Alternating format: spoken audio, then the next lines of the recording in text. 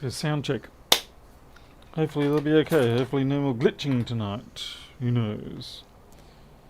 And already we're off to a good start. Can't find my paper rolls. Paper towels. Paper towels. Ah, there you are. Hey, Crazy J, Ludum, Jose, Tux, fellow Gen Xer. Yes, indeed. Certainly not a boomer. Unfortunately, a lot of Zoomers thinks that Xers are boomers, but we're not. We're Xers. At least according to our X's. Don't you call me anymore. Okay, I'm an X. Alrighty. Andrew Hurst, Barry, 3X. Okay. Yeah, as per the topic, by the way, I've taken the big multimeter away. So this was this one here. It's I'm not sure what I'm going to do with it. I've messaged Element 14, asked them what my options are. They may not have options because I have had it for 6 months. And I mean, yeah, that's fair and reasonable. I used it for a long time. I don't expect them to give me my money back or anything like that. But it definitely has a firmware fault. Something's going on with it and I can't trust it, so I'm not going to be using it anymore. Like I said, a bit of a shame. I did like it overall. But I gotta admit though, the continuity being slow was a significant pain in the butt.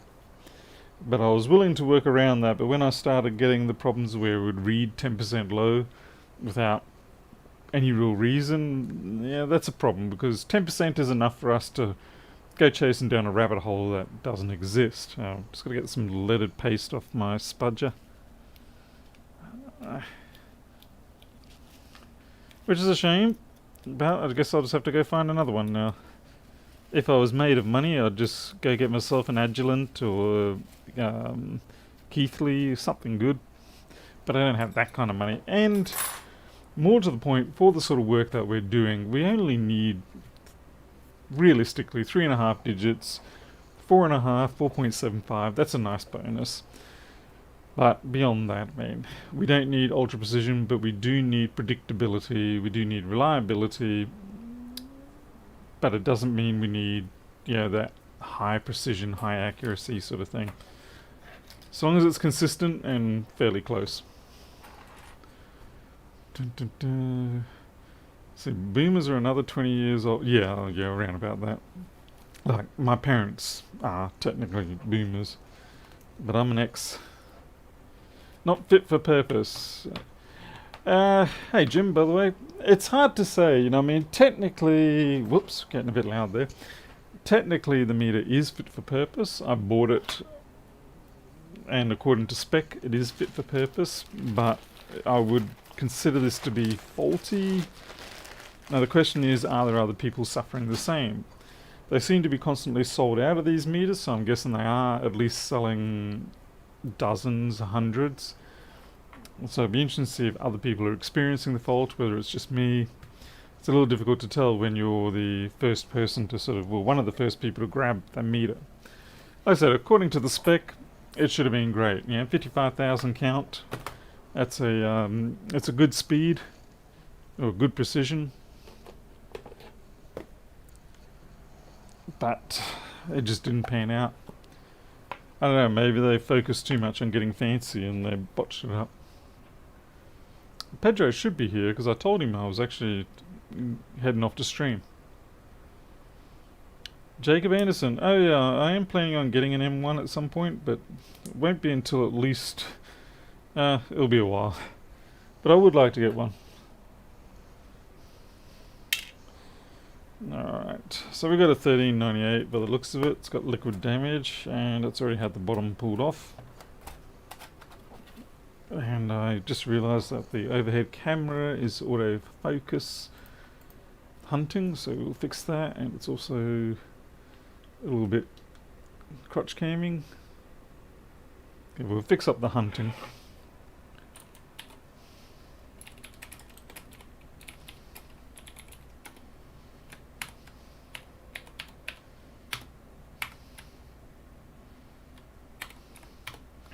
Hopefully they'll fix up the hunting.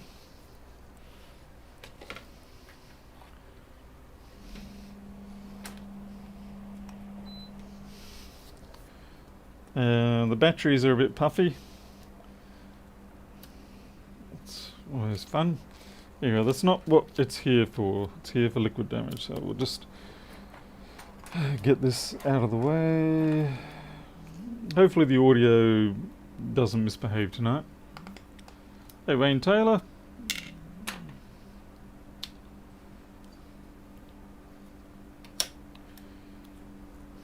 Okay, looks like all that's been removed. Many of my glasses. Yeah, danger pillows, that's a good term for them. Airbags deployed. Crashing imminent.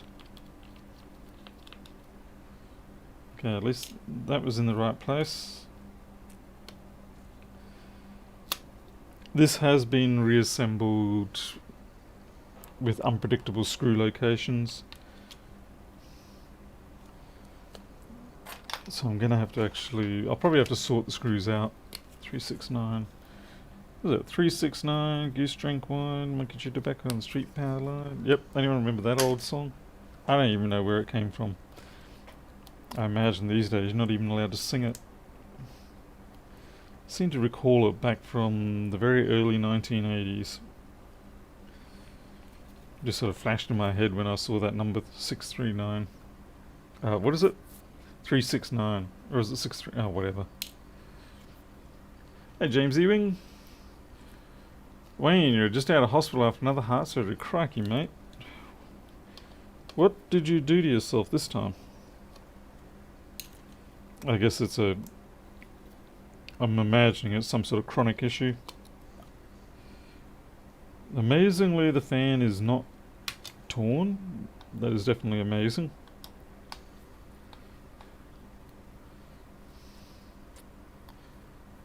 Ah, Pedro's here, finally. Took your time, buddy.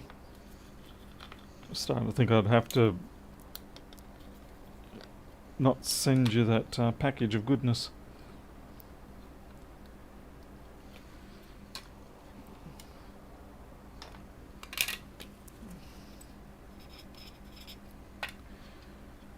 Gotta mark them all. Don't want to lose one and then wonder which machine it belonged to. Look at that.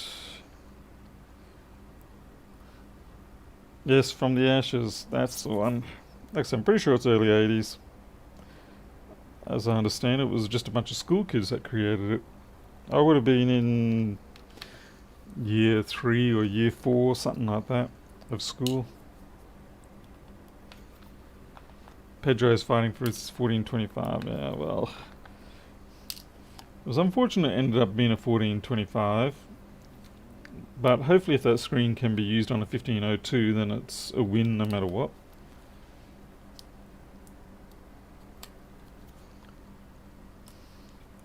Andrew Hughes, welcome.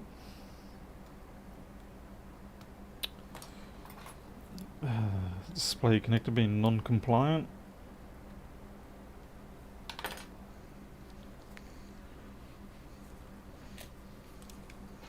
I'm having a hard time getting the angle right on this overhead. My apologies. Too many things to worry about at the moment.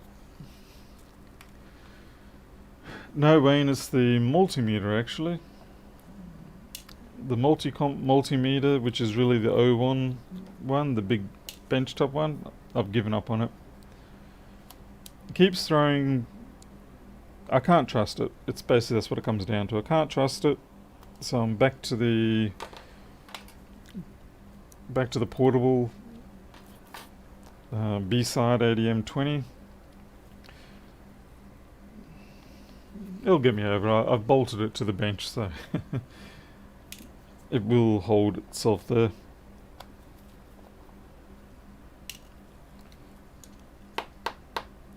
Until I can work out what I'm going to do. Because I do certainly prefer to have a bench meter over a portable one.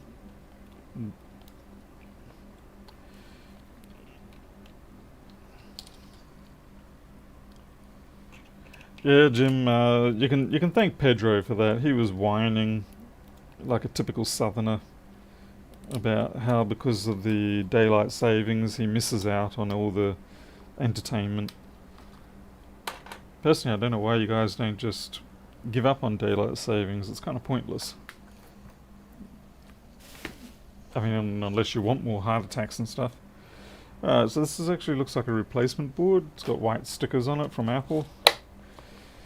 And we've got corrosion damage around the lid sensor. We've got corrosion damage there, which I don't know what that is.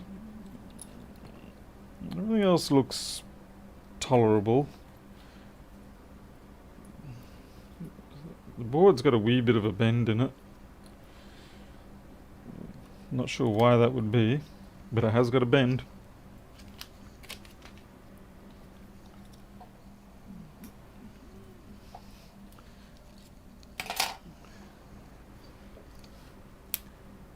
You're like confusing the cows and fading the curtains. Ah, damn it. Now I don't have a place to put my glasses.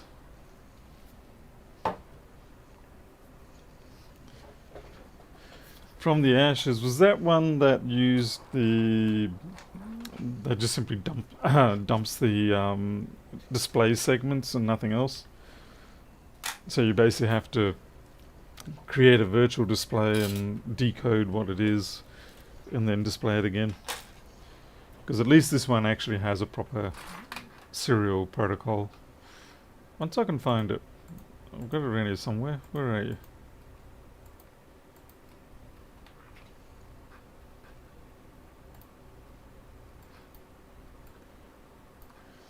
Let's see. USB. You just have to give me a moment while I bring up the multimeter stuff. Obviously this is not normal. Okay, it looks like it's been killed. Okay, that one's good. Yeah. Grabbed the wrong thing.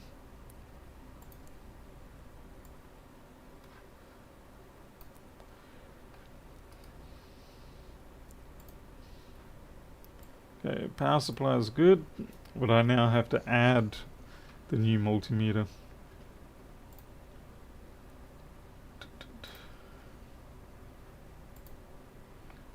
Oh, brilliant.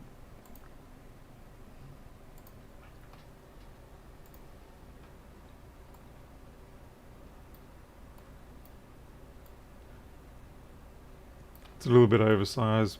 What you gonna do? Nothing. Copy. Go to the microscope.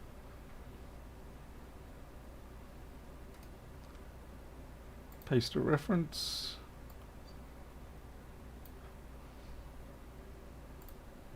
Yeah, it's good enough.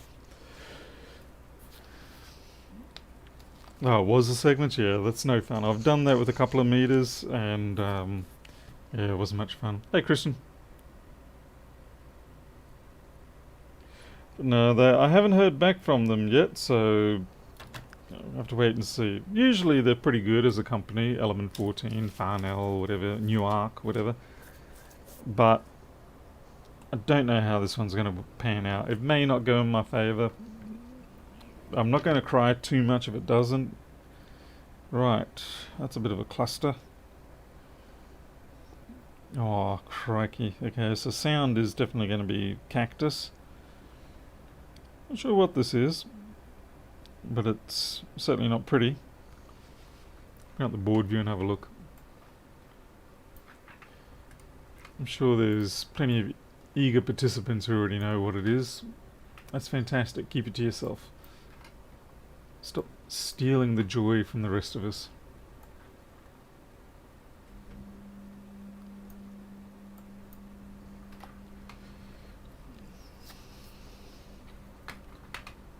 And I'm fairly sure this is a 3332.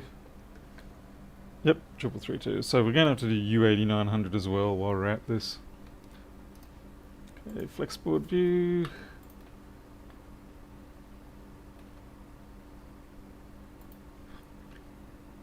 Apple 3332.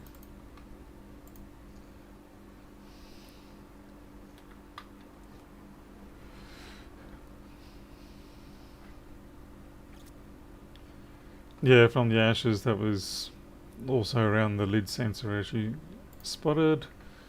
Okay, 3332, and what have we got? U5701.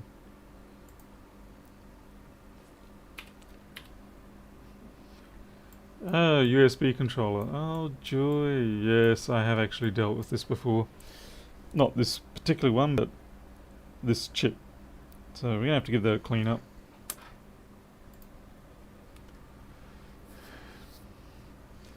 And looks like we've got streaming issues. We have drops going on here.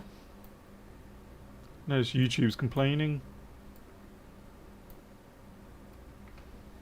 Can't see anything.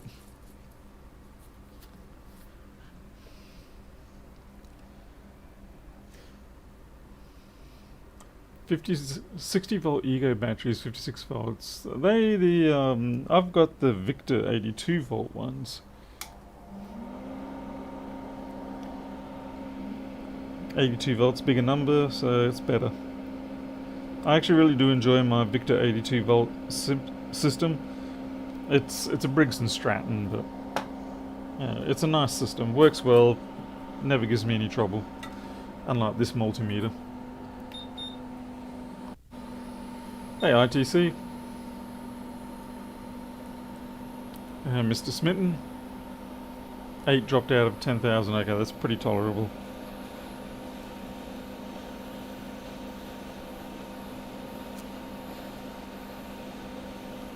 I'm not even going to try and clean this up. I'm just going to remove it, replace it.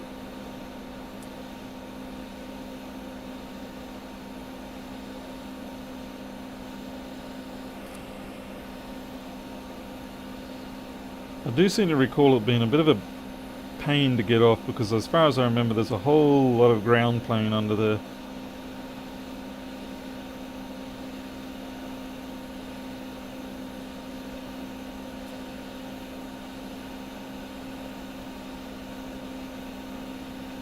Yeah, I was right.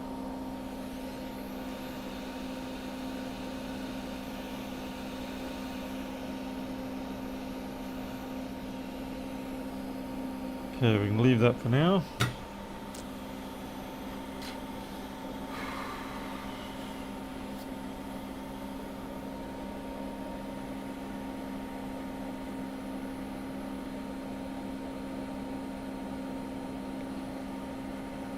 A few spots of corrosion around there.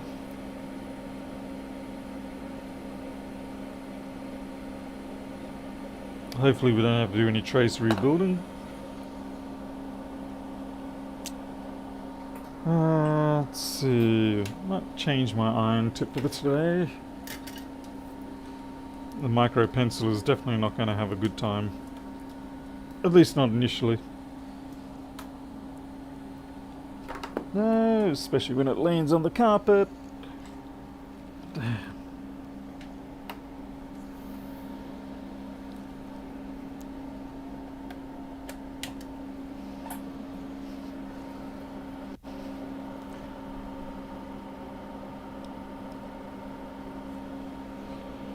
I'm not sure, man. I'm not sure why it's quite so hefty. I mean, I get it. It's a USB controller, but I don't know. Maybe it's got integrated power switches in it, but I don't think it has.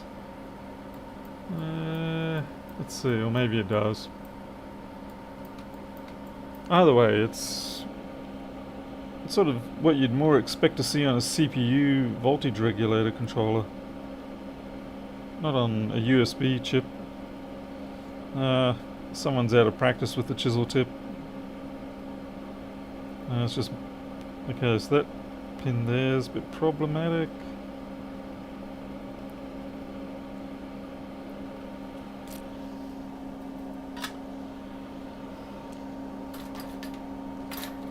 I need a drink of water.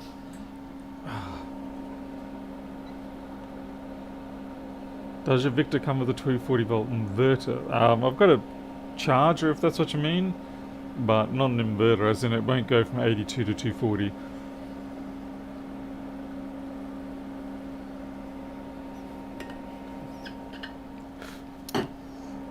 I got a pair of 2 amp hour packs, and I can get 4 amp hour packs. But the 2 amp hour works well. I've got the whippersnipper and I've got the weed whacker for you Americans. And I've got the 18-inch mower. If I get the 21-inch mower as well, I will probably get the 4 amp hour packs. Because I think you're kind of nice to have that bit of extra battery current capability when swinging the 21-inch blade.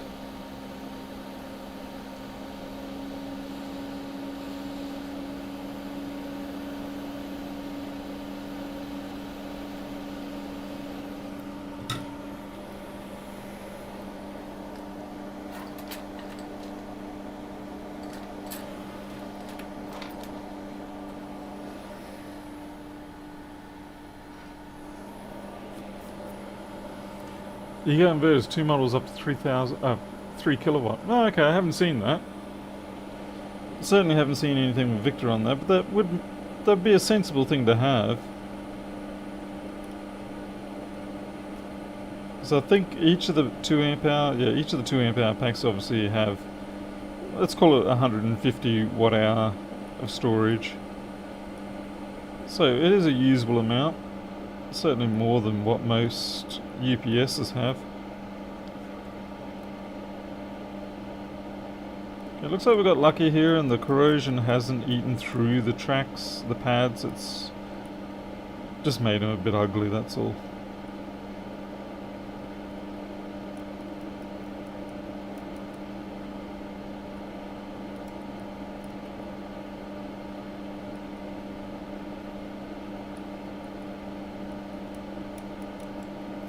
But entirely repairable. Yeah, Martin, there's quite a bit of thermal absorption capability in that ground plane. A lot more than what you really want to be dealing with. Certainly the sort of thing where you need a lot of assistive heat.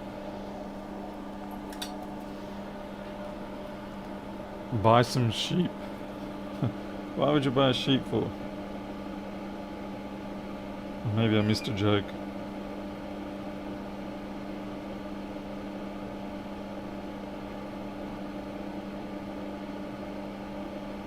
These pads are not forming up as nice as I want.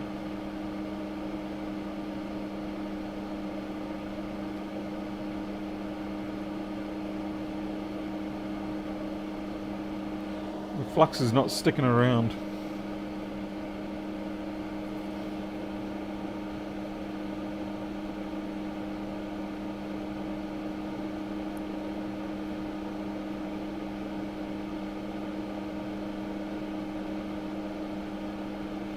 I want to be careful while I'm doing this because you can aggravate the pads too much and then they're just like, fine, we're out of here, we're not going to stick around. You've annoyed us too much. We're taking our leave and we're taking our vias with us. Oh, grass eaters as opposed to right. Gotcha. Gotcha. There's more than enough solder there on that ground plane. Okay, so we need another 333 to even get another one of those chips. I'm sure that chip's available on a few other boards, but getting it directly from a 333 makes it easier. And looks like Paul has taken it from that 333. That was bravo, Paul, bravo. What about you? And you look like you've been beaten to hell and back, then resurrected and then kicked down yet again. What about you? So this isn't a 333, this is a 3662, but I think they're the same chip. Doesn't look too bad. So that's just a bit too beaten up for my liking. I'm disinclined to trust that.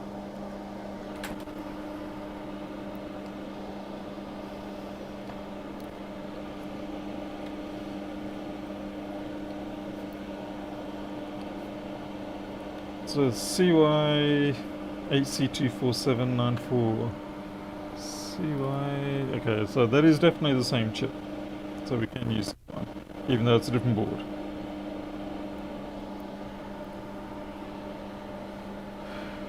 Hey Keith and Jason.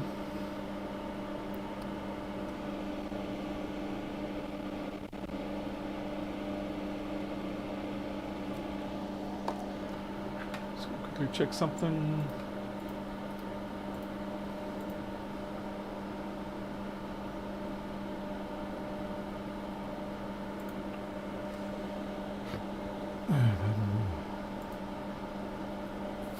Thank you, Pedro.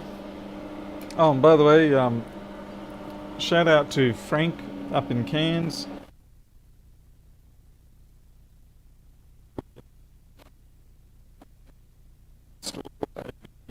All sorts of stuff.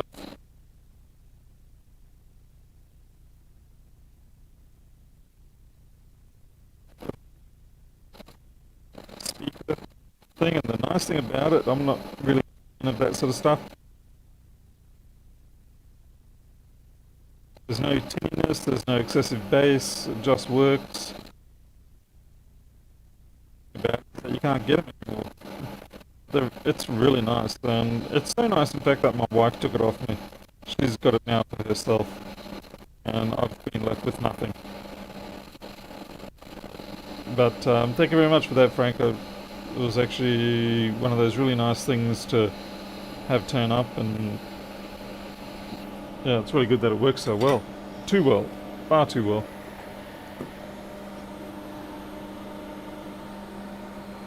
You're kidding me?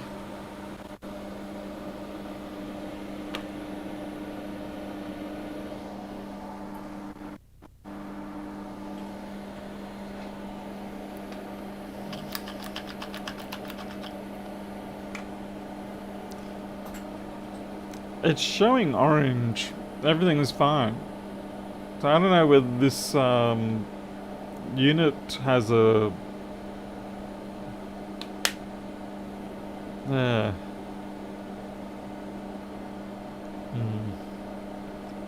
It could be my batteries.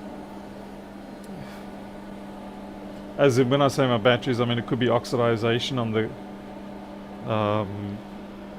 oxidization on the contacts.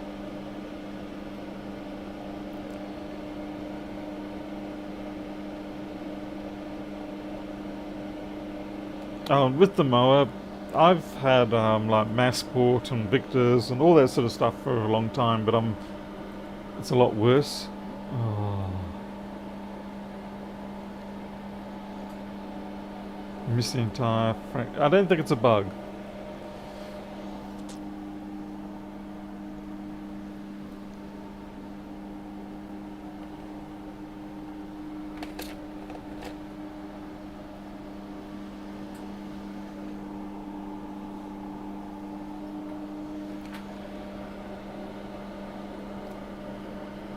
Interference from hot air gun? Maybe. Alright. Just trying to think, I can go upstairs and get another set of packs. Anyway, with the Frank story, yeah, he sent a Bluetooth speaker, one of those speaker bars. And it's a nice thing, it's got built-in batteries, it charges off USB. It does have an audio in as well if you don't want to go Bluetooth. So if you're like a Lewis Rossman type and you're particularly pedantic, not that he would be using that anyway, it's not a Van der Steen.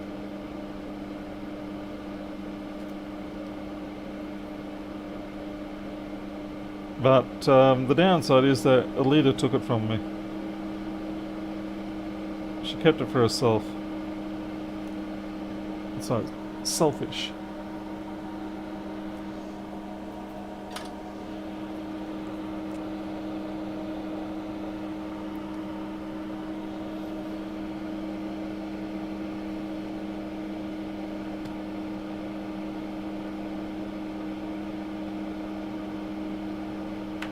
Now I've got to find out where pin 1 is. Top right.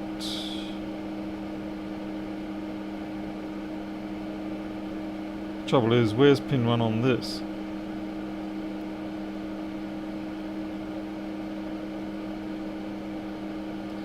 No clear indicator on the underside. Typically, it's kind of like top right of the text, but I can't see anything. I'll check my other 333 too. Next to pin 2. Oh, bravo. Okay, top left, so where the letter C is, we've got a mark there.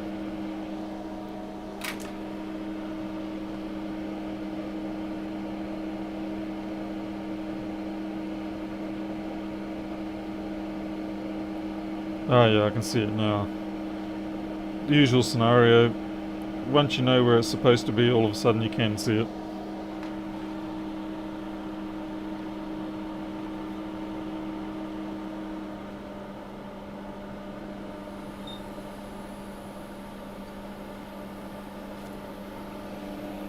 Now, I know there's going to be some audiophile people throwing up in their dinner right now, or a little bit of vomit in their throat, but honestly, it's that's what surprised me. This is actually a really nice one. Oh, flip D. Yep, things you're not supposed to do. No, it's actually a very nice unit. I mean, okay, it's not going to replace... what do you call it? It's not going to replace proper speakers or anything like that. But for what it is, it's quite good. Yeah, it's just meant to be something that gives you a little more oomph than your poor phone or laptop. Okay, it's going to take a while for this because that ground plane has to heat up yet.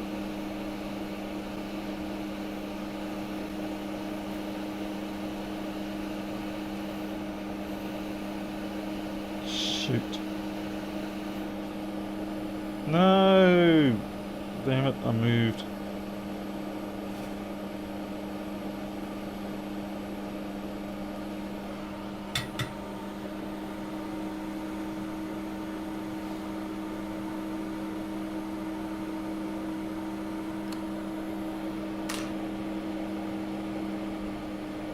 I think I might have to go upstairs and get some more batteries. I don't know what's going on.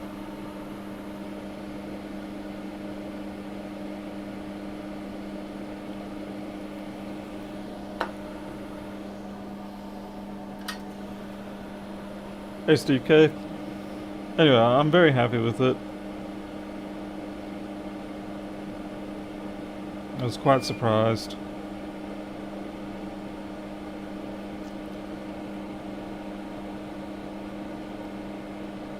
And besides, as it is, I have a very poor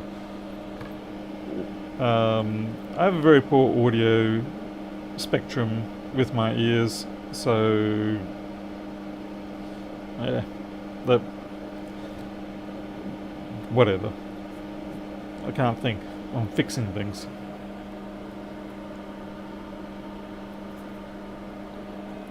Okay, so what? Now we've got some people. Yeah. Got some people saying it's playing up again, or is it not? Can I get a clear story here?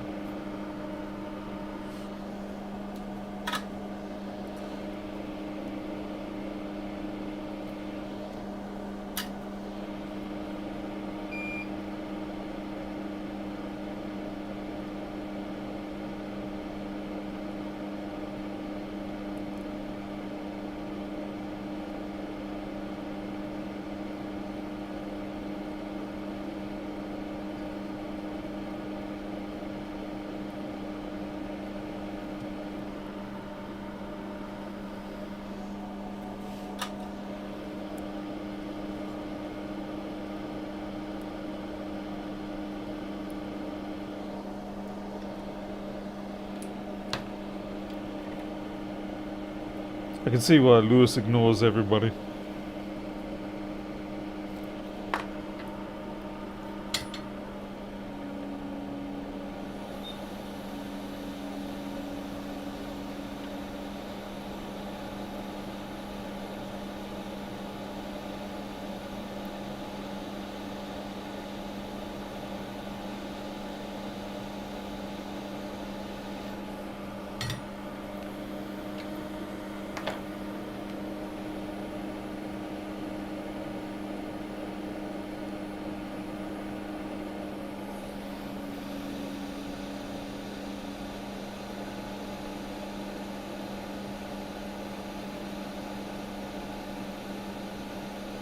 Yeah, well, I need to clean up that trace a bit better.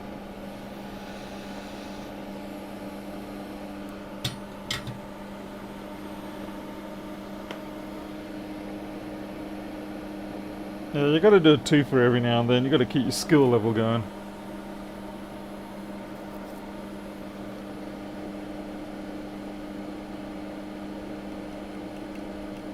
I don't think the batteries themselves are going. I think it's the contacts. Maybe the microphone system needs... Maybe it needs a better bypass capacitor to keep things running.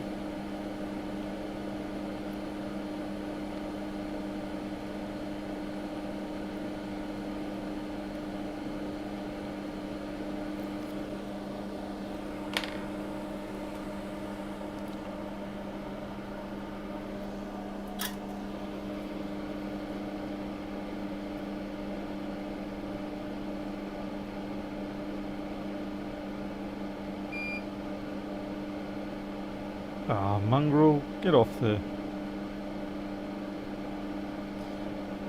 Right, there's definitely a weakness going on here, so I'll put the cap down and then I might put a little reinforcement wire.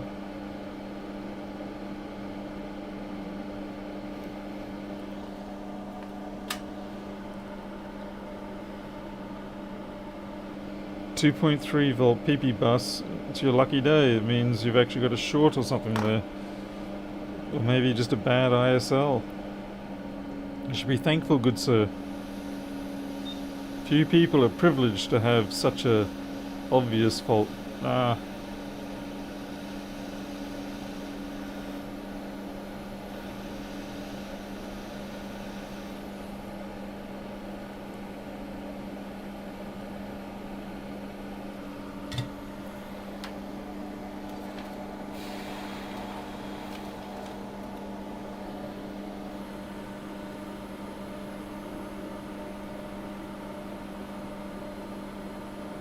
Yeah, RDP, the Multicomp. Well, I wouldn't say it's officially died, but it's, put it this way, I can't handle its unpredictability anymore. Yeah, I've already spent 4 hours chasing non-existent bugs because of the fact that it would read 10% low. And I've just... It doesn't matter that I spent $300 on it because it's losing me money every time I make that, or every time it cons me into making that kind of mistake.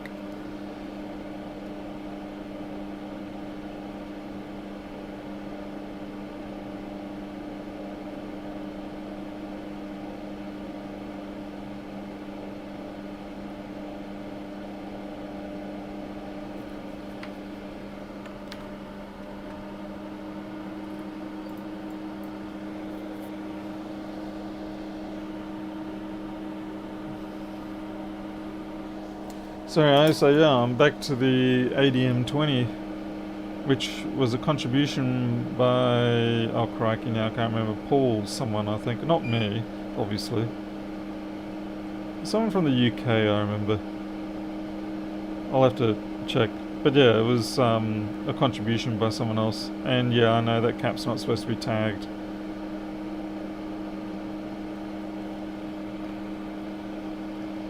It was just an accidental...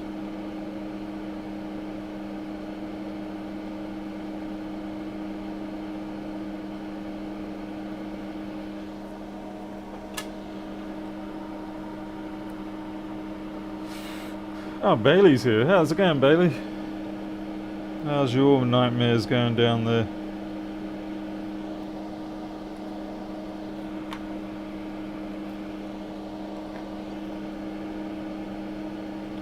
I'm pretty happy with that. That wire's certainly going to give a lot more reliability to that connection, which is 3V42, I think. Yeah, 3V42.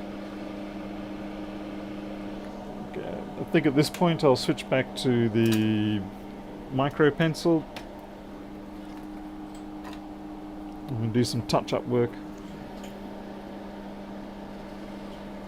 And my 1534 bought it off eBay is working right today, and you can see a clear crack in the CPU. Wait, 1534. Oh god, 1534. You know, for a second there, I could not understand what you were referring to. because, you know, when I see 1534 I just blank out.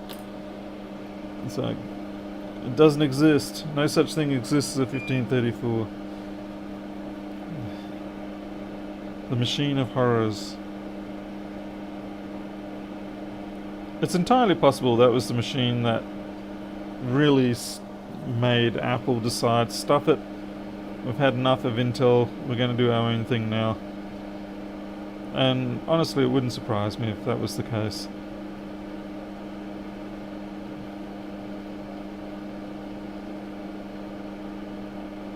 Now I know you can sort of blame Apple for the lack of cooling in those systems, but at the same time, they were designed for that kind of environment, and they, even if they do get a bit hot, they should throttle to save them, you know, save themselves anyway.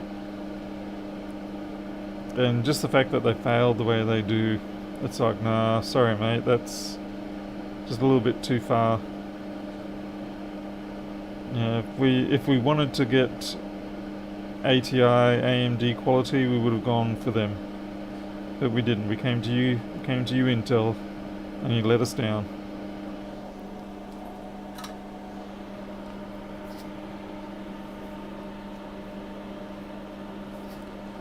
Hatra, I don't really have a warranty. I mean, it may be, 12 months warranty. Like I said, I'm waiting to hear back from them.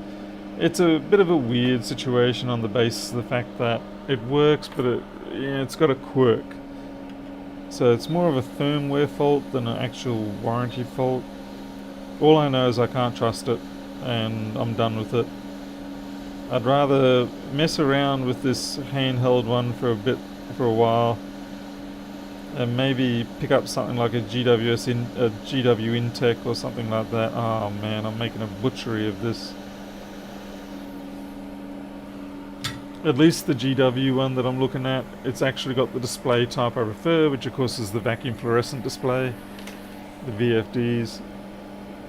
It's a much nicer display than LCD panels for this kind of work. I mean, I know the LCD panels can look, pretty and stuff like that, but I don't want pretty. I want high clarity, good visibility, high speed, and that's what VFD gives you. Hey, Optimize.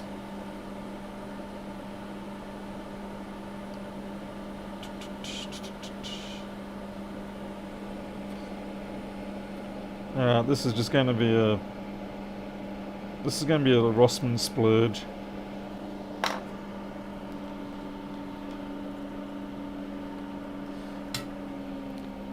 That's where it actually gets a little bit complicated too, Hatra, is that it's marked as a... man, I lost most of my flux overboard. It's marked as a Multicomp, which is really just a conglomeration group for different brands. And in this case, it's actually an 018145 or something like that, I can't remember. But I suspect they have changed the firmware, because when I do query the firmware for what its ID is, it comes up saying, Farnell. So it's like they took the firmware, modified it, and botched it up. It's like, brilliant. Well done. Ah, crikey, I'm out of my preferred mix of alcohol and water.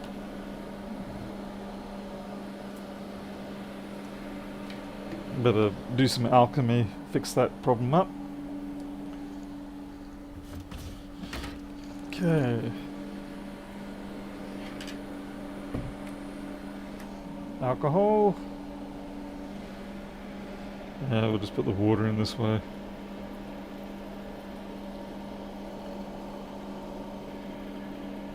Yeah, it's about 20%. Shaken, not stirred, indeed. Shaken, not stirred.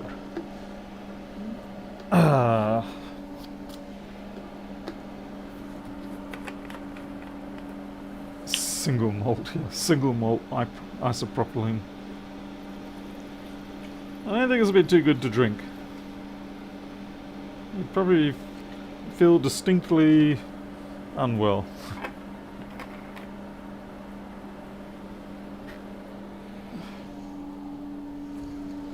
Now, on the other hand, if it was ethanol, you'd be fine. It'd just be a bit of a weak vodka.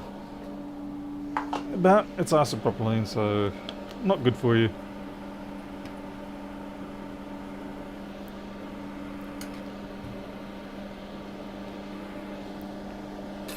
Now, the reason why I wanted this is I want the water in it to help me break away that corrosion. If you just use pure alcohol on a lot of these corrosion jobs, it doesn't do anything, or at least not very well. Because a lot of the time the corrosion is from a water-based source. And so you kind of need water to help dissolve the nasties yet again and get them off the board. Okay, looks like that audio chip's probably going to need to be replaced.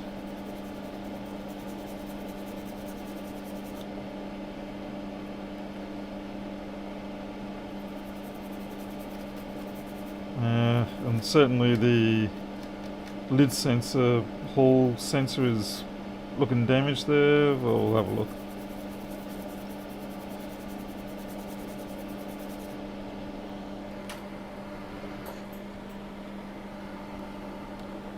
Ask for a refund. Yeah, I think I might just ask. I'll certainly pitch for it, and then I'll be happy with store credit, to be honest. And at least a store credit, I can get the other one that I was looking at.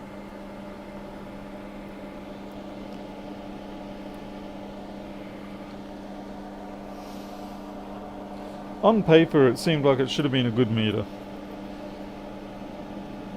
But in reality, I think the first sign of trouble was the fact that the continuity was so slow. I mean, it would take a good, certainly a quarter of a second. And, you know, people might think, well, that's nothing, that's almost instantaneous. But it really isn't. It is a fairly good period of time to wait for a continuity beep. I think part of the problem was the fact that just came clean off, right? Part of the problem is that it looks like they were using resistance mode for their continuity rather than diode mode. And that may have been a feature choice because you can actually set the threshold that you want it to beep at, and you can set it in terms of ohms. So they basically decided, hey, let's make a cool feature here, and then subsequently ruined a feature. What they probably should have offered is, do you want it to be diode based or resistance based? But then they would have probably taken up the last 10 bytes of their firmware space, and they probably need to save that for some gimmick.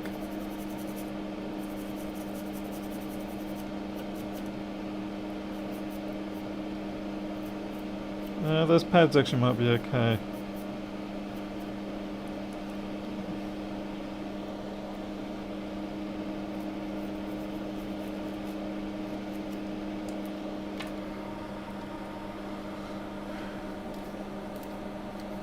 Yeah, RDP. Which one have you got? Which meter have you got?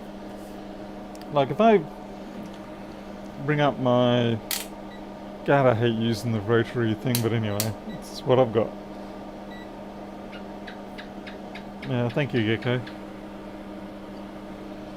Okay, so this is the handheld. I don't know if you can hear that or not. That's the other thing. It's got a pretty anemic beat. But you can tell it's almost instantaneous. As soon as I touch it, it beeps. But the benchtop meter, it takes way too long. And when you're hunting across a board for a short or something like that, yeah, that quarter of a second, it can mislead you so many times.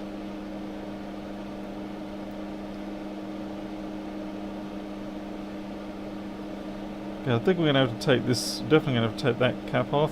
This part here is missing, of course. The fun part here is that we are right next to this lid sensor.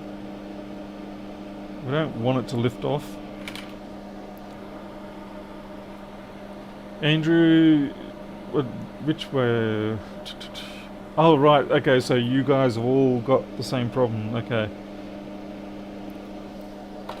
And in the firmware, of course, the diode mode Now, if you look at the SCPI information, the diode mode comes out as continuity, and the continuity comes out as diode. So they've botched that up too. It really should have been a good meter, but nah, I'm going to chase them up. Originally, I tried leaving a review or comment or a query about it, and they removed it from their forums. I was like, hey, you can't, I wasn't making up stuff. I deliberately took that cap away.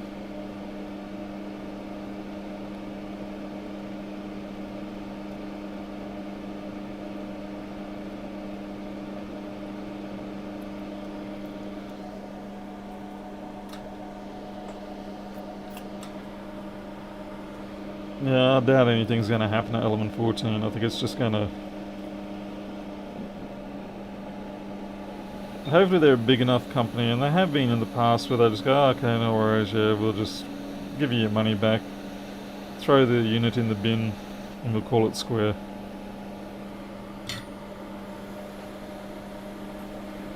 Well, RDP, do you want to email me?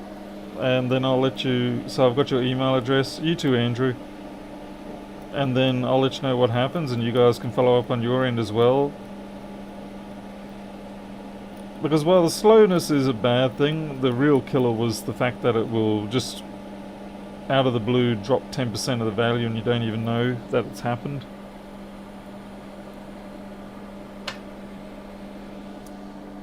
Everything else I could have worked around, gotten used to and all that, but the 10% drop that's a killer.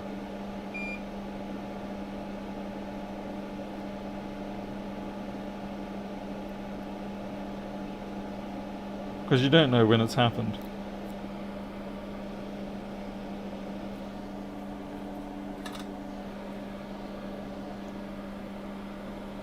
You got my email address, or do you need it?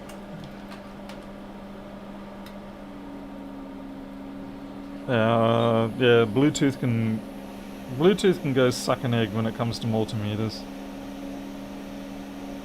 Sorry, I know Dave Jones has a Bluetooth meter, and that's great if you're using it with a phone or a tablet or something like that, but for this sort of work, no thanks. Which is a shame, because I'm pretty sure, being a Dave Jones meter, they would actually be excellent meters, well engineered, that sort of thing. So it's a shame to miss out on that because of the Bluetooth aspect. I mean, obviously, I'm not really his market, so...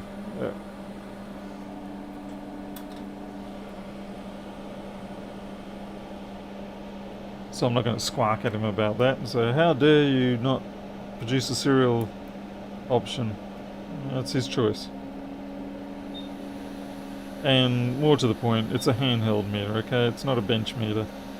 If it was a bench meter, I know he would have proper serial options. Yeah, the Gmail one, thanks Andrew, thanks. Just put the title as like, multimeter issues. And that way I'll know what I'm looking at.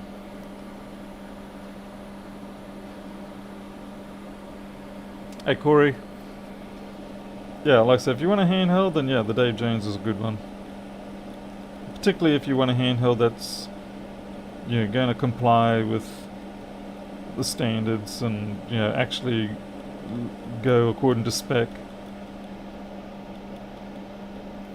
What he needs to do is he needs to take the guts of his handheld, put it into a great big bench case, and then call it a benchtop meter. Kind of like they did with the Vicky 8145.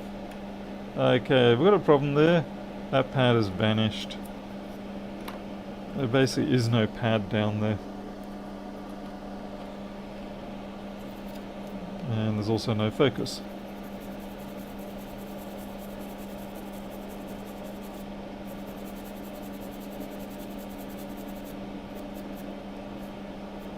It's gone.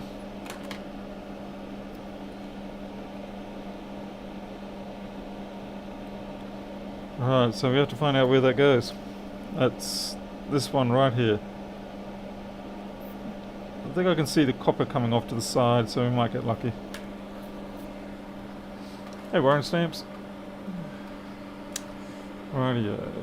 Let's go back to the schematic. And it's this one here.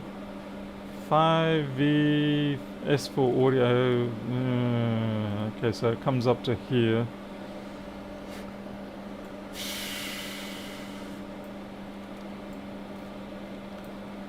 Well, that's actually pretty lucky because it's there's not many pads for that.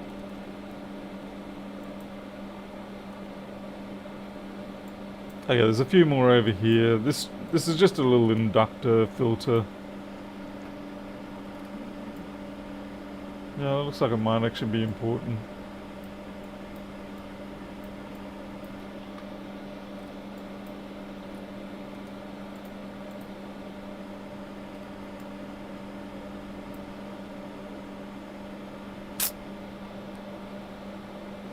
Well, it's actually going to be a little bit of a tricky job.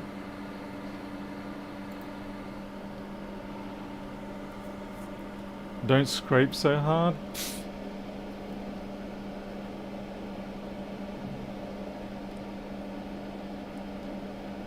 If we're lucky, it might be a surface trace. And can't tell if there's a veer. It feels like it's a surface trace. Oh wait, here. Okay, we got lucky here. Is this going to show up? Yeah, you can see it. They offset the veer, which is what they should do.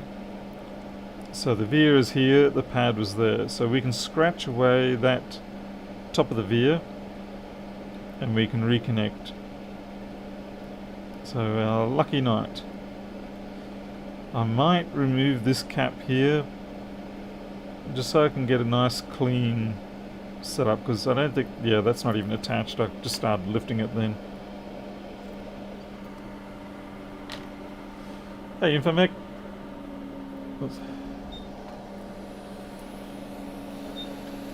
Let's try not lift the lid sensor.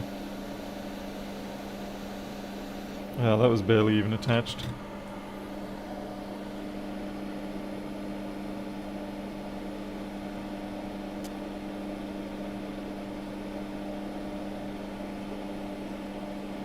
I do really want to reflow this. I'm worried I'll upset that too much, but I think I really need to reflow that. The only trouble is this is lead-free solder, and while I can redo these three sides and half of that, it's going to be a bit tricky trying to get into there. But I think we should try.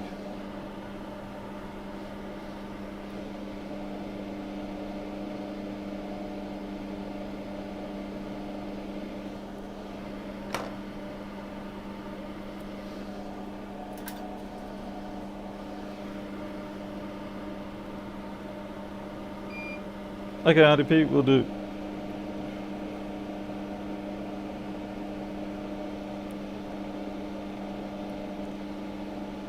So I think someone botched up somewhere with the reflashing of it, or I don't know. Because I mean, I know O1's not exactly high grade stuff, but they do produce a reasonable level of kit.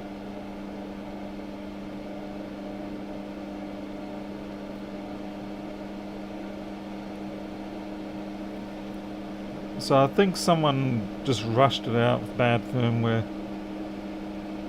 And certainly they need to do something about the speed of the continuity, because it's appalling.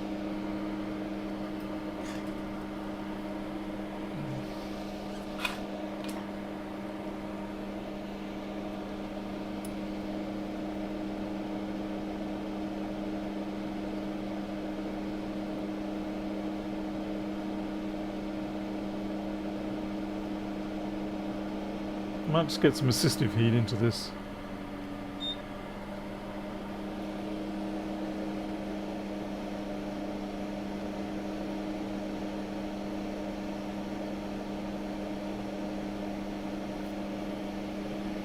Soaring away at those contacts.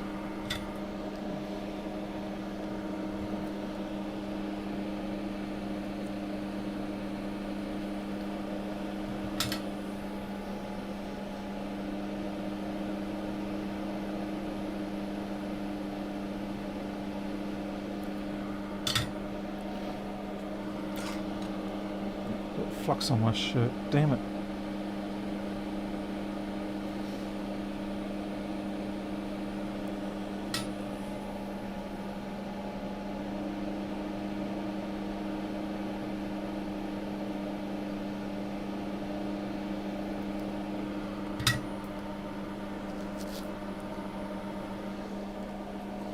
Yeah, likewise, IDP, like I said, I can only imagine that to fix the speed of the continuity, they're going to have to change it over to being based on the diode mode. But then even the diode mode is painfully slow. I cannot get those inner pads. I'm just going to have to... They're going to have to just be fine as they are. I can't get a... The micro pencil's too thick. They have been replaced with leaded solder, but I haven't been able to do the nice soaring action on it. Better than nothing.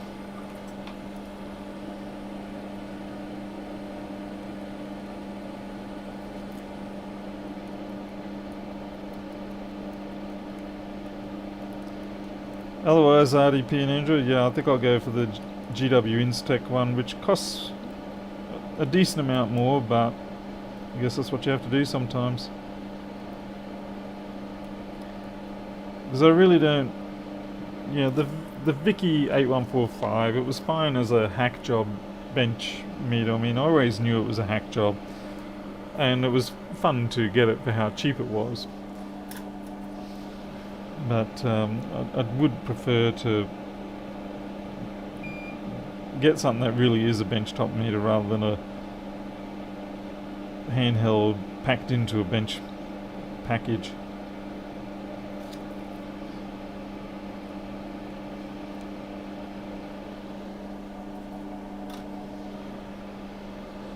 Alright, things are getting a bit messy here. The Multicomp is about, well, for me it was about 306 Australian dollars.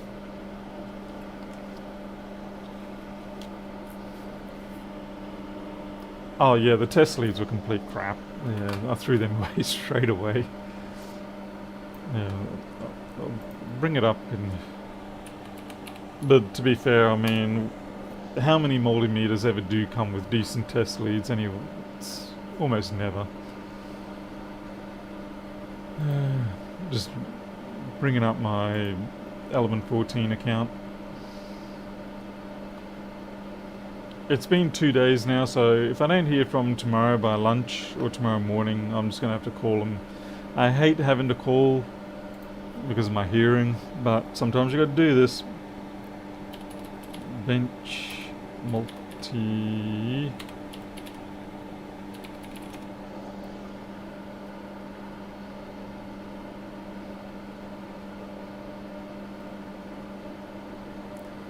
Okay, let's switch over to... Alright, so this is the one that I'm thinking of... Well, not that one, no, actually, way too big. That's the 5.5. 4.7. See, we don't need 4.75 digit type levels. Okay, we definitely don't need 36,000.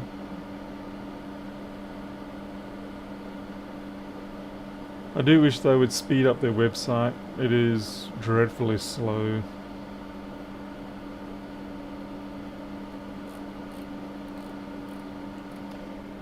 I've noticed that all of them are on back order now too. And the price is a bit cheaper too. Okay, so this is the one that I had, or have. Not much chop. Look, BK391, that's like Lewis's, his is 390, but yeah. Okay, and this is the one that I'm thinking of, and as you can see, it's 477, so it's 200 more. And I'm fine to pay that. But at least the nice thing is, it's got, you know, the vacuum fluorescent display on it. The downside is it doesn't have 4-wire resistance, which is something I really would like to have. But I have found, at least with these bench meters, they do a pretty good job in terms of their resistance resolution, even for 2-wire or, yeah, standard probes. Let's see, USB. I'm going to assume it's probably SCPI as well.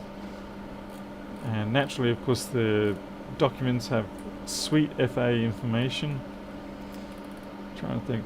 One thing I did like, oh no, wait, continuity is also. Yeah, see this here, I'm not sure which way they're going with it. So they've got a 0.83 milliamp test current, and they're talking about resistance in continuity. But the same is also with the diode mode. So I have a feeling they're going to be using diode mode, but then they're going to roughly translate it into resistance. The trouble with a lot of these things is you've got to buy one to find out. That's sadly what it comes down to. See Wayne's link. Okay, Wayne, looking now. RS. Such an unfortunate name, RS. Keysight. What the?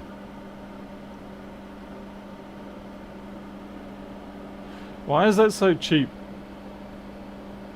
Wayne, why is that so cheap?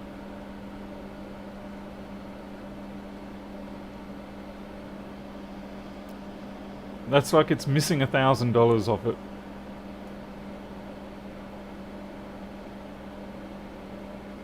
$2 million reading with. Nah, this isn't a multimeter. This is an accessory to a multimeter. Hey Barry West, thank you. Yeah, this is an accessory to a multimeter. This is not actually a multimeter.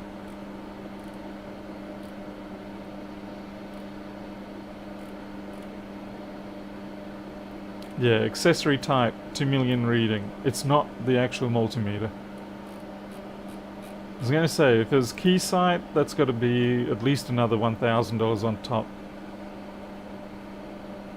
Especially, you know, being a 4-wire. I make it 2,000. If we look up 3770,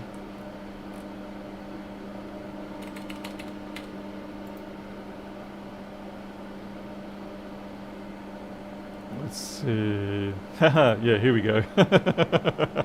I knew there was something wrong here. Alright, that's more like it. 5,200. That seems about right to me. Yeah. Bugger. That's why you kind of saw the shocked look on my face when you showed me that price. I was like, wow, there's a big mistake there. Or if that was legit, I would actually go and buy all 8 of them or whatever they were and sell them off. Yeah, so I might end up having to go for this one here. Yeah, nearly $500, and it's just going to have to wait till I'm finished with the home loan. Until the home loan's done and dusted, I'm going to have to yeah, sit out a lot of these purchases. We're almost there with the loan. It's got lots of waiting to do. Alright, so we've got to scratch back the coating over that via so that we've got something to bond to.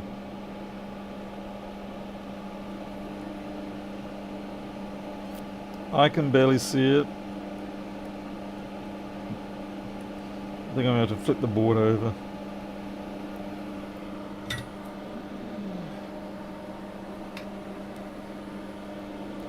I'm not sure who they are, Corey, but I have seen their gear around.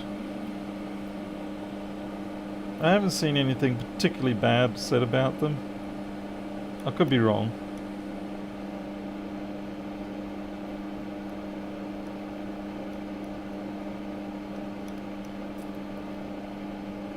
But they do have the VFD display, so that makes them a winner in my books.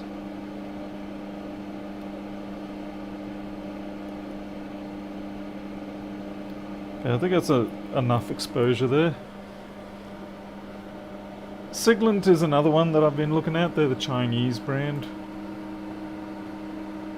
Yeah, the Siglent was the other one that I was looking at, but I have a feeling it might actually be much the same. It's actually more expensive too. Oh, now I know what I was doing. There was a Siglent on Amazon, and I was going to buy it with my Amazon affiliates money.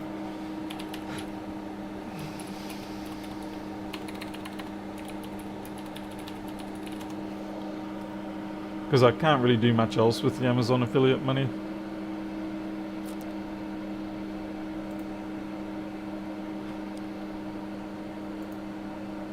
Yeah, this one here.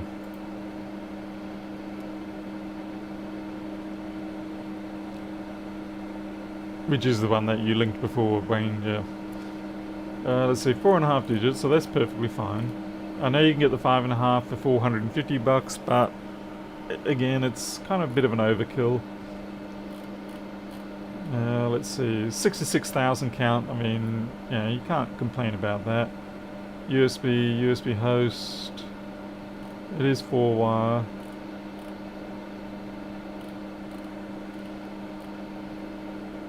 Okay, 389. Is that US or AU?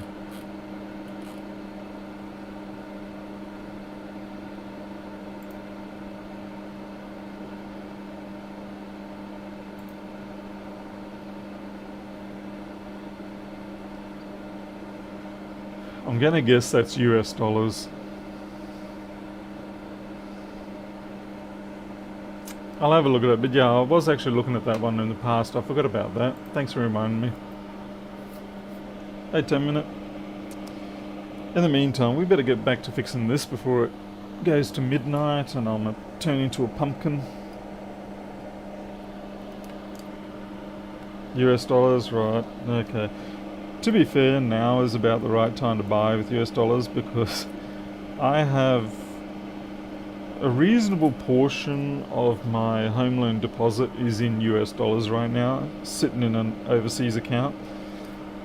And it seems every morning I wake up hoping that the US dollar will grow a spine and actually, start climbing back against the Australian dollar. But sadly, every morning I'm disappointed to find that the Australian dollar is creeping up more and more. So much so that today I had to do a bit of a hedging transfer. I bought in about a third of what I want to at the current high rate against my desire, because I'm basically losing out I'll lose out about $1,000 because of the exchange rate. It doesn't make me a happy man at all. I mean, it's the gamble we play. I just find it amusing that when I need it to be in my favour, it's not. And then once I come back around and it's like, well, now it's time I bought some US dollar stuff, then the Australian dollar will be complete crap.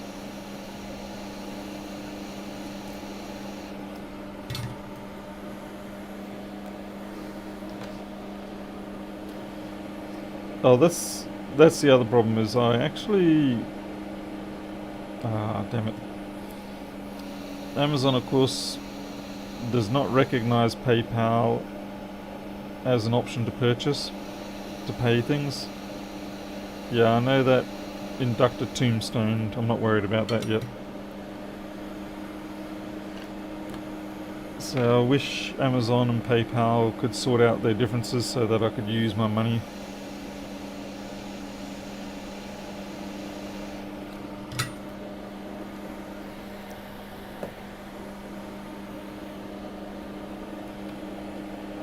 Instead, they just want to draw it out of my credit card. Now, it'd be fine if I had a PayPal credit card, but we don't have those things here in Australia. I believe you do have them in the States, though. Oh, flip's sake. Yeah, I believe you can get PayPal credit cards in the States. They're debit cards, but you can use.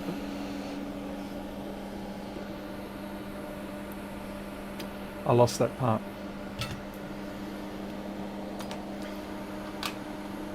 Flippin' little so-and-so of a part.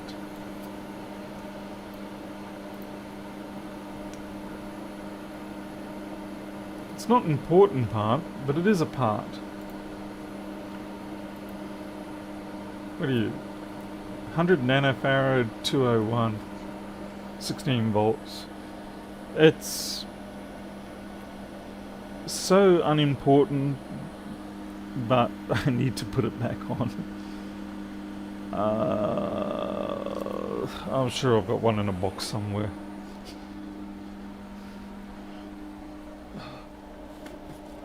201 caps, eh?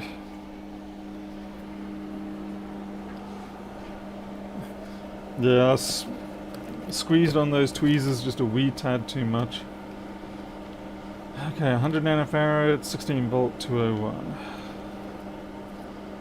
Microfarad, far too high. There we go. Perfect. Sorry, I know it says 0.1 microfarad, but to me that's 100 nanofarad. Just have to put up with my choice to be difficult. Thank you, Joseph. Always like it when people are reminded. That is one of the best ways of supporting me. If you do board repairs commercially, then buy my software or die. I am working on the open board view integration. Open board view. The open board data integration. I'm just trying to work out a couple of policies at the moment in terms of how I handle things like network notes. So say you have the PP bus net and you mark down, the obvious sort of thing that comes first is you think 1256 is good, 1224 or whatever is bad, check SMC.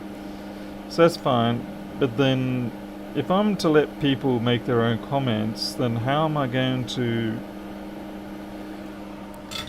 manage that? So I guess one way I can do it is let everyone make their comment and it just comes up in a scrolling list of comments about it. Or I can manually intervene and decide, okay, this is the best comment and remove all the others. So yeah, it's a little bit complicated. It's not so much of a problem with the actual data values.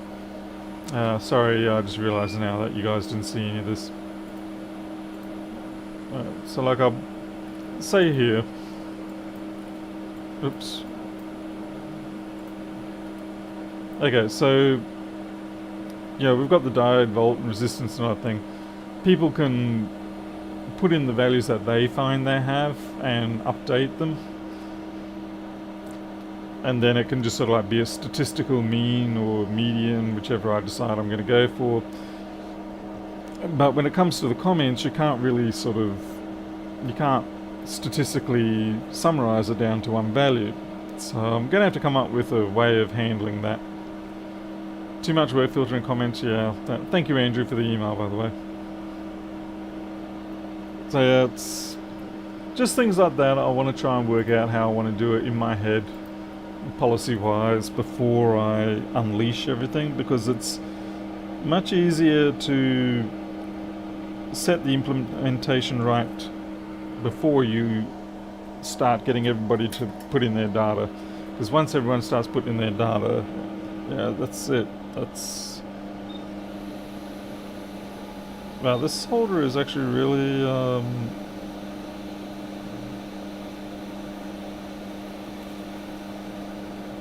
yeah, I'm gonna have to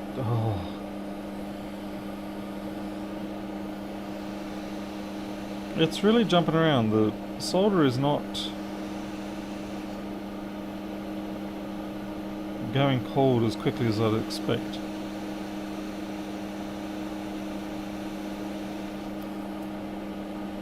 Maybe we can blob jump that.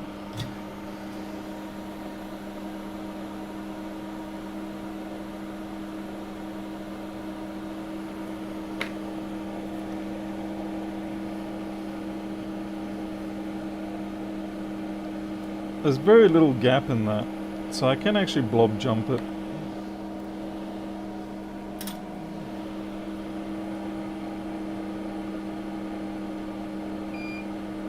Like that. See, and that's done. Let me do the other side because I want to ruin it. Because nothing says perfection like a ruined job. You little mongrel, come on. Hey, that's what I wanted. I wanted a proper fillet on both sides, so I have that now.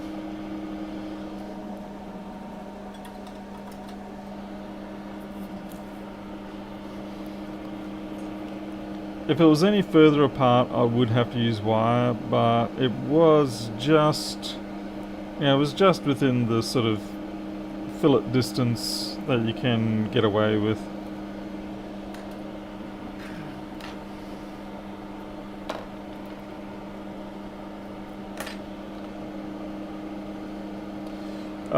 Let's see, and of course we have to do U8900. Whoa, with the glorious shoe shoe rubber. Okay, that's fun and games.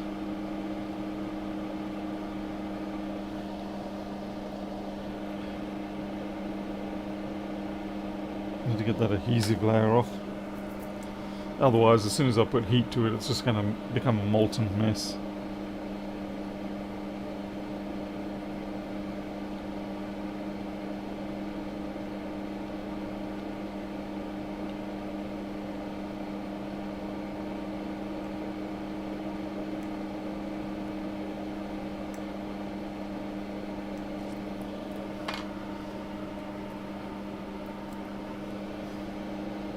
Crazy J, if only I could do my own teeth. Then again, I'd probably be too agonising.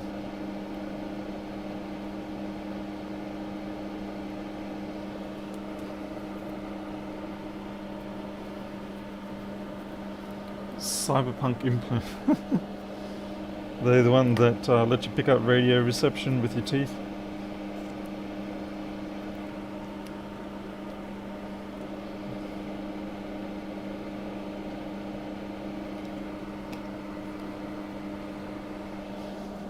Doing the U8900 is probably one of the first jobs I ever did on the 1398s. And I remember Lewis sending it my way.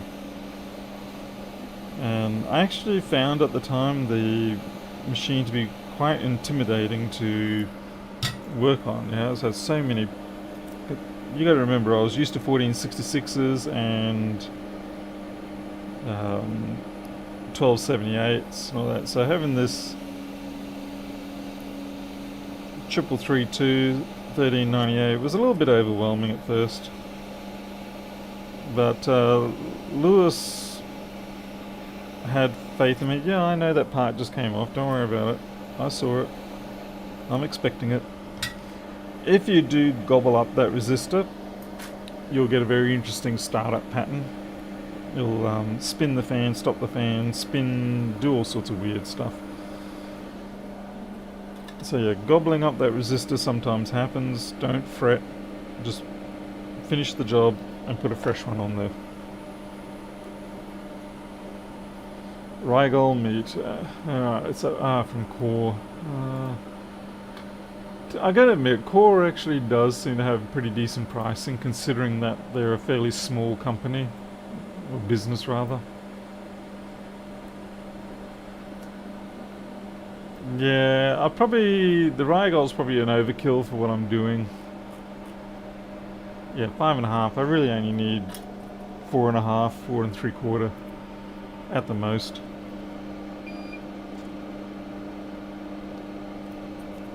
Anyway, we just need a bit of assistive heat on this. You can do it without assistive heat, but I find it doesn't tend to penetrate the soldering underneath properly. And so you can often end up still with dodgy connections.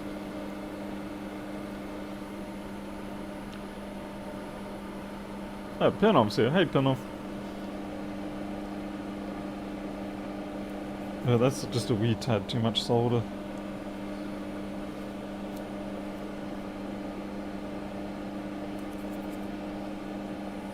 Come on.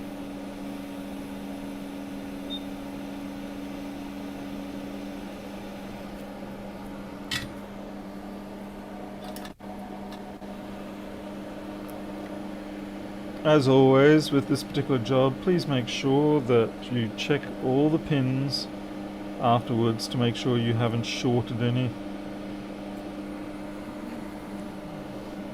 So I better make sure I do that, otherwise I'm going to be the one that gets caught out.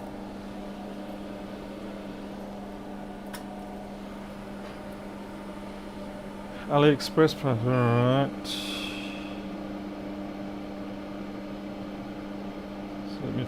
just wanted to fix up those resistor pads.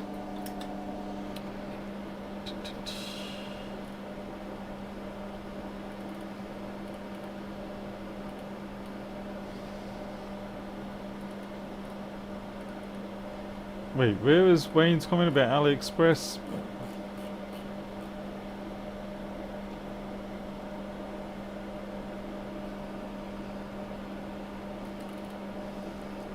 I've got Wayne's.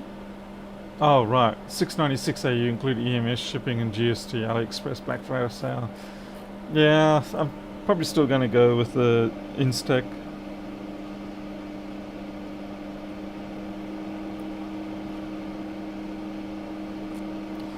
Well, I need to find out what that resistor was now.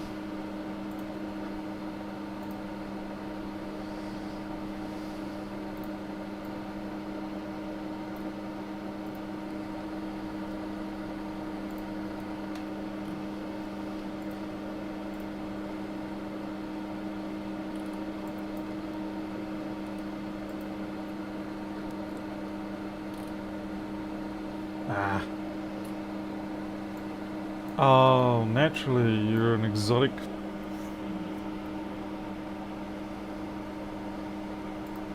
Okay, so I'm basically just going to have to take it from another 3332 board.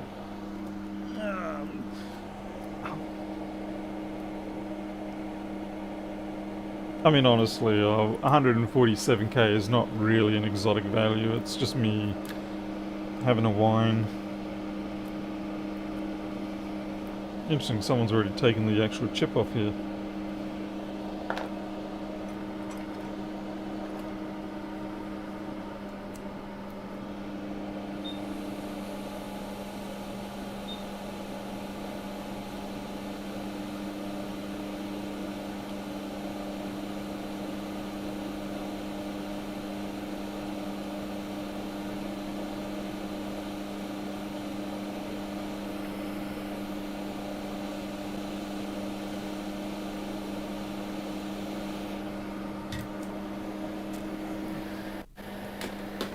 Whoops.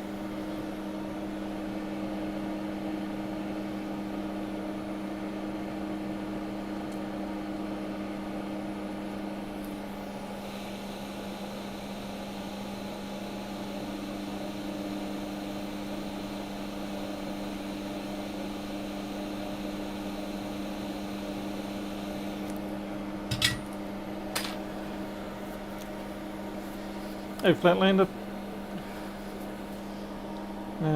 Let's see. And they've overloaded that one.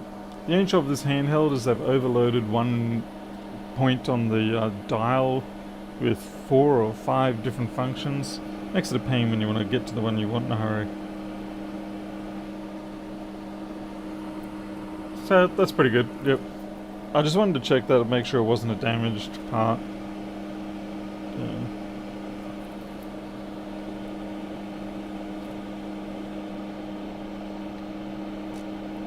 See if there's anything else that needs cleaning up, and we do need to, as I said, check those pads, make sure they haven't shorted. Flippin' Apple refurb boards.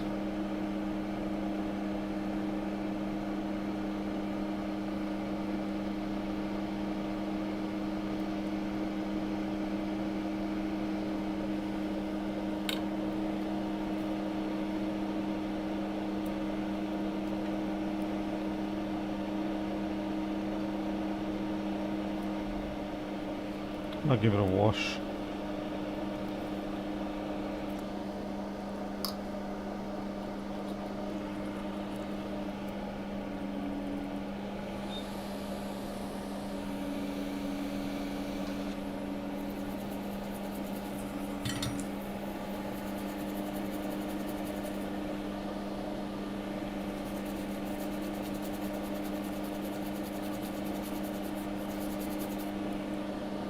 It is important to check for the bridges from the side view.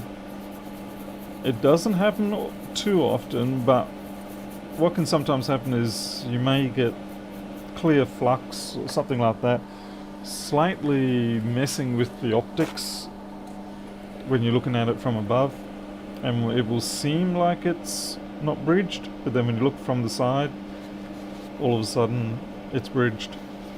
So yeah, pick the board up and have a look at it from the edge.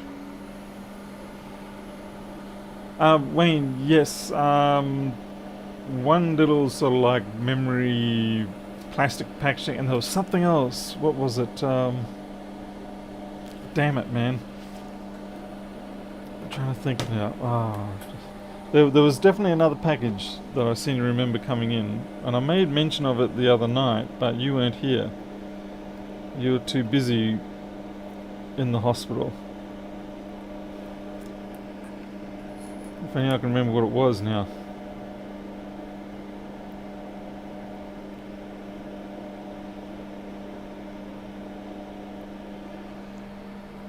Yes, that's it. Yes, yes, it was the fuses. Thank you.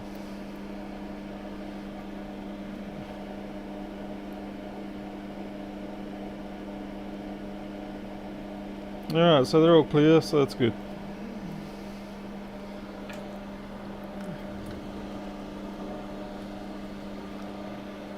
I think I still have those fuses here. Yeah, I got them.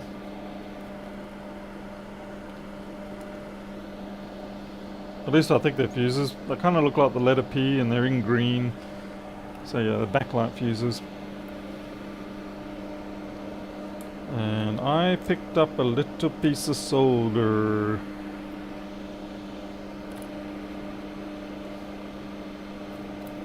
Oh, what's the point of this?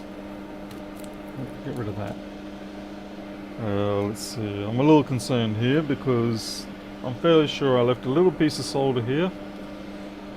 And now that little piece of solder is not here.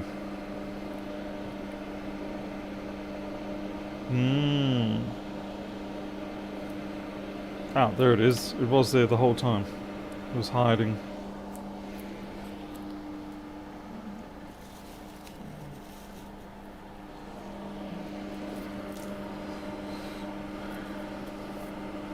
I actually haven't checked, Wayne. Let me have a look under the microscope.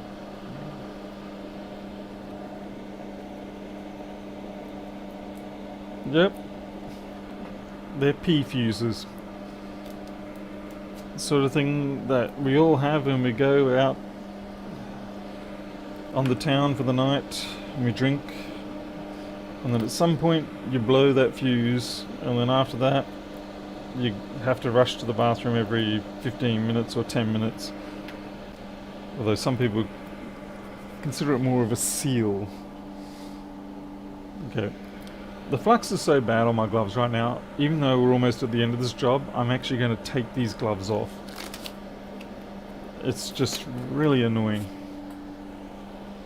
Now, of course, naturally I can't put gloves on for a few moments.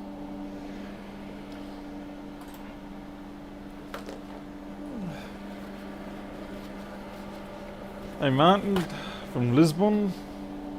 Lisbon. Why do I know Lisbon? What country is Lisbon? Or is someone's going to tell me that is the country, Paul?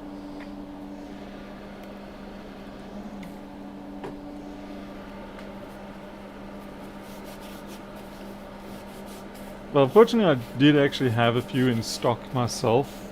They weren't explicitly the identical same ones, but they were the ones, yeah, they were 3 amp rated. So, damn, that burns so much. This is a fresh injury tonight. Slashing across there is not a good thing to do, and when you get alcohol in it, it really hurts. Fresh cuts are like that. Portugal, right, thank you. Thank you very much for educating me, I appreciate that. Hey Lee Perry. This is AJ. When you drop a screw on the power supply when screwing the main board in. Oh yeah. Do you get those moments where something is plugged in and it's active, but you're thinking, I'll be right. I'm just putting this screw into the board. I'm not going to drop it. I'm going to be careful. It's going to be all and then, yeah, I've done that. And then you lament the day that you thought you could push your luck.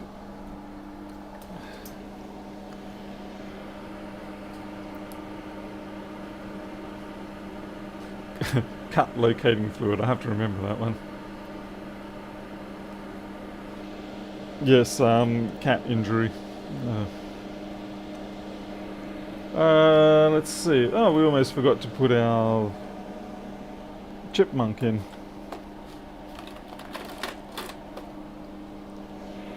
Wow, where is the chipmunk? It's kind of ridiculous when you have a pair of chipmunks and you can't find them anywhere.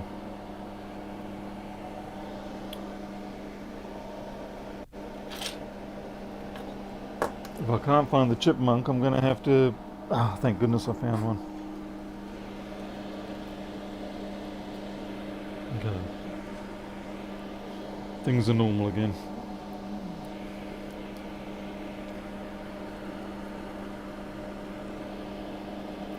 I was actually trying to break up a fight between, or a pending fight between two cats. I could see what was happening. And so I was foolish and I went, okay, you two, one cat there, one cat there. And then the psycho berserker cat decided, to hell with you all, and just lashed out, and my hand happened to be right there, and then... So, a foolish idea of mine. But I'll do it again, no doubt.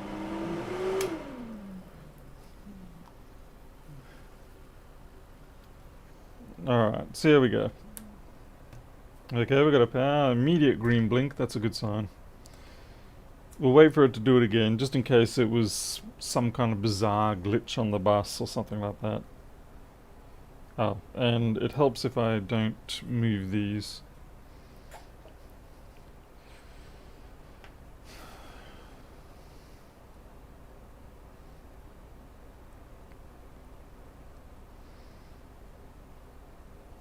And just wait for it to do one more time. We're drawing 18 watts. It's pretty good. Okay, we seem to be good, so I'm happy with that. It's the optical fan spin. Use your whole body next time for the cat. Yeah, okay, no, I don't think so. See, Andrew Hughes, I had one customer's PC once that had sparks shooting out of the back of the power supply. Yeah, what caused that? Oh, the way, it's scary. Yeah. Yeah, Wayne, I'd imagine you would be a little concerned about $2.50 worth of fuses, so it's a good thing you followed up on that. I know you're being facetious. But still, you know, I mean, yeah, it's good to have those fuses on hand. I should actually put them straight into now the MacBook box. The reason why they are sitting on the outside is because I was waiting for the time that I would get to see you and let you know that I had received them. There we go, so that's good. Alright, so that handles everything for tonight. By the way, I'm presuming throughout this process the audio since the start hasn't really been given too much grief. I'm also assuming that the microscope video hasn't been tearing too much during the run around, so hopefully we're getting back to the point where things are stabilizing once more. And at least the multimeter does its job now, even though it is the handheld unit. It's bolted up. Well, you saw the thumbnail picture for this video, bolted up or clamped up on the shelf. It'll suffice until I can find out what's going to happen with the Multicomp meter. Don't get me wrong, these BSIDE ADM20s or whatever the heck they're called now, because they keep changing every 6 months, they are actually very good little meters for the money. They're solid, and I really like the USB connection on them because it's a mini USB connector and it's on the top of it and it uses a thin cable. That means it's very easy to move it around and it doesn't like try to tip itself over or anything like that. So if I had to be restricted to an under $100 handheld meter, then these are the ones I would probably be using. And the protocol is really good on them for the data transfer, so I'm very happy with that. Oh, and they use 4AA batteries, which is an absolute godsend compared to using a 9-volt battery. Probably one of the first things you should check with a handheld meter. Does it use 9-volt battery? If it does, move on to another one. AA, 2AA is not too bad, but 4AA, that's really where you want to be. Yeah. Alright, time for me to wrap it up. I'm going to go do some coding. It's 11 p.m. at night. And for those in the slower southern states, it's already midnight. So I bid you all good night, and I will see you maybe tomorrow. Depends on what turns up. Until then, you all take care. I'll catch you later.